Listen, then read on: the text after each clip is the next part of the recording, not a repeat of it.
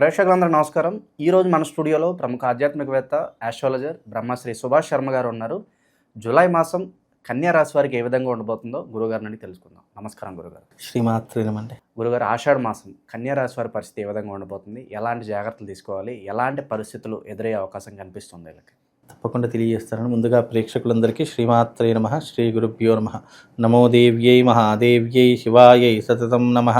నమ ప్రకృత్యై భద్రాయై నిహతాం ప్రణతాస్మిత. కన్యారాశి వారి యొక్క స్వభావం చాలా అద్భుతమైనటువంటి స్వభావం. వీళ్ళ యొక్క జీవితం ఎలా ఉంటుంది అని అంటే కనుక చాలా ఆనందంగా ఉండాలి, ఎంతోమందికి ఆదర్శంగా ఉండాలి అనే స్వభావం కలిగినటువంటి వారు ఈ కన్యారాశి వారు.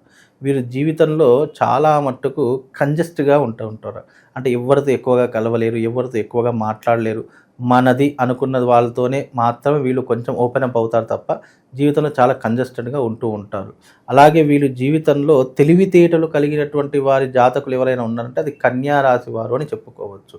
జీవితంలో వ్యాపారం మీద శ్రద్ధ కలిగినటువంటి వారు, మంచి నేర్పరి కలిగినటువంటి వారు, వ్యాపారంలో ఎలాంటి సలహాలు సూచనలు కావాలన్నా ఇచ్చేటటువంటి వారు ఎవరైనా ఉన్నారంటే అది కన్యారాశి వారు అని చెప్పుకోవచ్చు. అంటే బిజినెస్ మైండెడ్ అని చెప్పుకోవచ్చు. ఏదైనా కూడా లావాదేవీల విషయంలో కానీ, ఆలోచించే విషయంలో కానీ, ఆచరించే విషయంలో కానీ, ఏదైనా నిర్ణయం తీసుకునే విషయంలో చాలా నిక్కచ్చిగా ఉండేటటువంటి వారు ఈ యొక్క కన్యారాశి వారు అని చెప్పుకోవచ్చు. అలాగే కన్యారాశి వారికి కుకింగ్ అంటే చాలా ఇష్టం ఉంటుంది. అంటే వంటలు చేయాలి, మంచి మంచి కొత్త రకమైనటువంటి వంటలు నేర్చుకోవాలి అనేటటువంటి తరహాలు ఎక్కువగా ఈ యొక్క కన్యారాశి వారికి కనిపిస్తూ ఉంటాయి.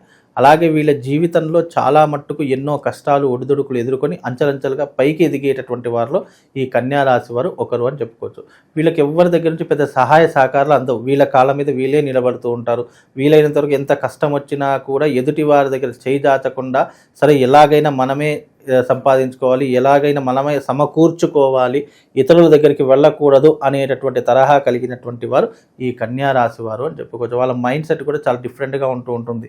ఎందుకంటే మనం పరువుగా బ్రతకాలి, ప్రతిష్టతో బ్రతకాలి, జీవితంలో విలువలతో ఉండాలి అని కోరుకునేటటువంటి వారు ఈ కన్యారాశి వారు ఒకరు అని చెప్పుకోవచ్చు. ప్రస్తుత కాలం ఎలా ఉంది గురుగారు? ఎలాంటి గ్రహస్థితి ఎలా ఉంది? ఎలాంటి పరిస్థితులు వెళ్ళకుండా? ప్రస్తుత కాలంలో కన్యారాశి వారికి చూసుకుంటే కనుక సప్తమ శని ప్రభావం ప్రారంభమైంది. సప్తమ శని అనేటటువంటిది ఎలా ఉంటుంది అని అంటే కనుక వీళ్ళ జీవితంలో వైవాహిక పరంగా ఇబ్బందులు వస్తాయి. అంటే కుటుంబ పరంగా, వైవాహిక పరంగా, ఆర్థిక పరంగా ఎక్కువగా ఒడిదుడుకులు ఎదుర్కొనేటటువంటి సమస్యలు ఎదురవుతూ ఉంటాయి.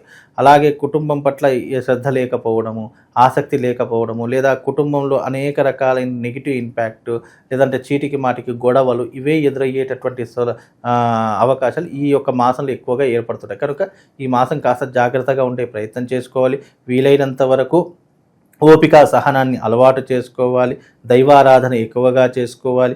పెద్దవాళ్ళ సలహాలు, ఏదైనా ఇబ్బంది వచ్చిందంటే మీకు పెద్దవాళ్ళు ఎవరైతే ఉంటుంటారో ఫ్రెండ్స్ కావచ్చు, లేదా రిలేషన్ కావచ్చు, లేదంటే కుటుంబ సభ్యులు కావచ్చు, ఎవరైనా వాళ్ళ సలహాలు సూచనలు తీసుకొని నిర్ణయం తీసుకోవడం చాలా ముఖ్యము. కనుక వీళ్ళ జీవితంలో ఇప్పుడు సప్తమ శని ప్రభావం వల్ల కొద్దిగా ఇబ్బందులు అనేటువంటి ఎదుర్కొంటూ ఉంటారు. సో మాకంటూ కొత్తగా అవకాశాలు రావాలి, మాకంటూ కొంత సమాజంలో గుర్తింపు కావాలనుకున్న వాళ్ళకి ఎలా ఉంటుంది? ఈ కన్యారాశి వారికి ఇది మాత్రం చాలా అద్భుతంగా ఉంటుంది. గుర్తింపు కావాలి అనుకుంటే కనుక, కష్టపడితే కనుక తప్పకుండా గుర్తింపు వస్తుంది. వీలైనంత వరకు సమాజంలో గౌరవంగా బ్రతకాలి, నలుగురిలో 10 మందిలో ఒకరిలా కాకుండా ఒకరిలో 10 మందిలో ఒకరిలా ఉండాలి అనేటటువంటి స్వభావం కలిగినటువంటి వారు గుర్తింపు కోసం చాలా ప్రయత్నాలు చేస్తూ ఉంటారు. వీళ్ళు ఎక్కువగా సాఫ్ట్వేర్ రంగంలో కానీ, లేదా న్యాయపరమైన సంబంధంలో కానీ, లేదా చెఫ్ అంటే ఈ కుకింగ్ చేస్తుంటారు కదా, అలాంటి తరహాలో ఈ యొక్క కన్యారాశి వారు ఎక్కువగా ఉంటూ ఉంటారు. అలాగే వీళ్ళ జీవితంలో ముఖ్యంగా స్త్రీతో చాలా ఇబ్బంది, పురుషులైతే స్త్రీతో చాలా ఇబ్బందులు పడతారు. అదే స్త్రీ అయ్యిందనుకోండి పురుషులతో చాలా ఇబ్బందులు పడతారు. వాళ్ళ వల్ల చిక్కుల్లో ఇరుక్కోవడం, అంటే ఒక స్త్రీ ఉందనుకోండి, ఎవరినైనా నమ్మి మోసపోవడం కానీ, లేదా వాడి వల్ల ఈమెకు ఏదైనా ఇబ్బందులు కలగడం కానీ, ఇలాంటివి ఎక్కువగా జరిగేటటువంటి లక్షణాలు ఉంటాయి. అదే పురుషుడు అనుకోండి, స్త్రీ వల్ల కొన్ని ఇబ్బందులు ఎదుర్కోవాల్సిన పరిస్థితులు ముఖ్యంగా కన్యారాశి జాతకులు తప్పకుండా ఉంటూ ఉంటాయండి. ఇక ఆరోగ్య పరిస్థితి ఏంటి గురుగారు? ఆరోగ్య విషయంలో కనుక చూసుకుంటే ఈ యొక్క కన్యారాశి వారికి ఆరోగ్యం అంత సహకరిస్తూనే ఉంటుంది. అంత మెరుగైనటువంటి సూచనలే ఉంటుంటే అంత చెప్పుకోదగ్గటువంటి విషయాలు అయితే ఏమీ కనిపించలేదు. కాకపోతే ఏంటంటే బయట ఫుడ్ని అవాయిడ్ చేస్తూ ఉండాలి. వీలైనంత వరకు స్థిమితమైనటువంటి ఆహారం తీసుకునేటటువంటి ప్రయత్నం చేయాలి. అలాగే వీళ్ళ జీవితంలో ఉదరానికి కానీ, అంటే కడుపుకి కానీ, మెదడుకి కానీ ఈ హృదయానికి కానీ సంబంధించినటువంటి వ్యాధులు ఎక్కువగా తలెత్తేటటువంటి అవకాశాలు ఉంటాయి. కనుక ఇలాంటి కొన్ని విషయాల్లో జాగ్రత్త తీసుకుంటూ ఉండాలి. వీలైనంత వరకు ఈ యొక్క కన్యా రాశి వారు ఎవరైతే ఉన్నారో తప్పకుండా దైవారాధనలో చింతన పెడుతూ ముఖ్యంగా అతిగా ఆలోచించకుండా చెడువైపు అతిగా వెళ్ళకుండా, ఎందుకంటే కన్యా రాశిలో పుట్టినటువంటి వారికి జూదం అలవాటు ఉంటుంది, బెట్టింగ్లు అలవాట్లు ఉంటూ ఉంటాయి. అలాగే వీళ్ళకి ఏంటి అంటే ఈజీ వేలో డబ్బులు రావాలి అనేటటువంటి ఆశాధోరణి ఎక్కువగా ఉంటుంది. అలాంటివి కొన్ని మానుకునే ప్రయత్నం చేసి కష్టపడితే కానీ డబ్బులు రావు. కాబట్టి కష్టపడేటటువంటి తరహాలో, అంటే నువ్వు ఉన్నటువంటి స్థానంలోనే కష్టపడేటటువంటి తరహాలో ఏదైనా ఒక వ్యాపారాన్ని కానీ లేదు అంటే ఉద్యోగంలో కానీ చేస్తే గనక నీ జీవితం స్థిరపడేటటువంటి అవకాశం ఎక్కువగా కనిపిస్తుంది. గురుగారు, శుభకార్యాలు వీళ్ళకి జరగటం కానీ లేదంటే మొత్తం వీళ్ళ చేతుల మీదుగానే శుభకార్యాలు వీళ్ళు జరిపించడం కానీ ఇలాంటి పరిస్థితులను కనిపిస్తున్నాయి. ముఖ్యంగా వీళ్ళ జీవితంలో ఇప్పుడున్నటువంటి ప్రస్తుత కాలంలో శుభకార్యాలు చేసేటటువంటి అవకాశాలు కనిపిస్తున్నాయి. వీళ్ళు కూడా విందులు వినోదాలు ఎక్కువగా పాల్పంచుకుంటూ ఉంటారు, చక్కగా శుభకార్యాలకు వెళుతూ ఉంటారు. అలాగే వీళ్ళ ఇంటి యందు ఈ మాసంలో తప్పకుండా ఏదో ఒక శుభకార్యాన్ని మాత్రం చేసేటటువంటి లక్షణాలు తప్పకుండా కనిపిస్తాయండి. ఇక చివరిగా గురుగారు, ఆషాఢ మాసం విశేషంగా ఎలాంటి పరిహారాలు చేసుకుంటే ఇంకా బాగుంటుంది అంటారు? కన్యా రాశి వారు ఈ ఆషాఢ మాసంలో తప్పకుండా అమ్మవారి యొక్క ఆరాధన చేసుకోవడం చాలా ఉత్తమం.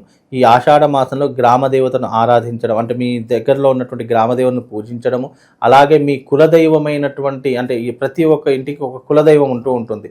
ఆ యొక్క దేవత దగ్గరికి వెళ్ళి ఒకరోజు నిద్ర చేసి వచ్చి అక్కడ ఉపవాస దీక్షతో కటిక నీళ్ళ మీద పడుకొని అమ్మవారి యొక్క శరణు కోరుతూ అక్కడ ఉండి చక్కగా అమ్మవారి యొక్క ఆరాధన చేసుకుంటూ స్తోత్రనామాలు చదువుకుంటూ మళ్ళీ ఇంటికి రావడం వల్ల వాళ్ళ జీవితంలో ఉన్నటువంటి ప్రతిబంధక దోషాలన్నీ కూడా తొలగిపోతూ ఉంటాయి.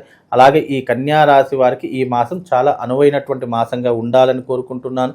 అలాగే ఈ యొక్క సప్తమ శని వల్ల కుటుంబంలో ఉన్నటువంటి చిక్కులు చికాకులు అన్నీ విడిపోయి అమ్మవారి యొక్క అనుగ్రహంతో బాగుండాలని ఆ జగన్మాతను కోరుకుంటున్నాను. గురుగారు, వైవాహిక జీవితంలో కాస్త సమస్యలు ఉన్నాయి, అలాగే ఇలాంటి ఇబ్బందులు రాకుండా మనం ఏం పని చేసినా కాస్త ముందుకు వెళ్తూ అనుకూలత రావడానికి నిత్యం వీళ్ళు చదువుకోవడానికి ఏదన్నా మంత్రం ఉంటుందా?